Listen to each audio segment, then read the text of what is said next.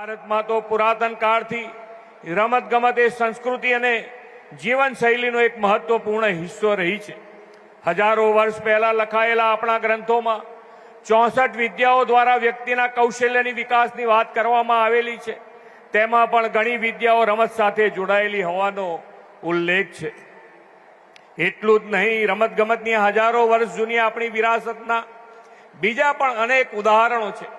કચ્છમાં world heritage site પ્રાચીન શહેર ધોળાવીરામાં પણ જે તે સમયે 2 મોટા સ્ટેડિયમ હોવાનું બહાર આવ્યું છે.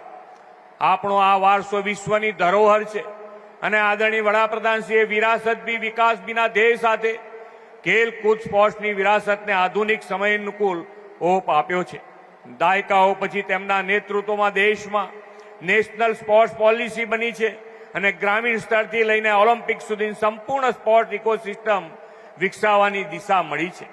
તાજેતરમાં સંસદના સત્રમાં નેશનલ સ્પોર્ટ્સ ગવર્નન્સ બિલ 2025 અને national anti dumping amendment bill 2025 પારિત કરીને મોદી સાહેબે સરકારે ખેલાડીઓના હિતના રક્ષણનું ઐતિહાસિક પગલું ભર્યું છે.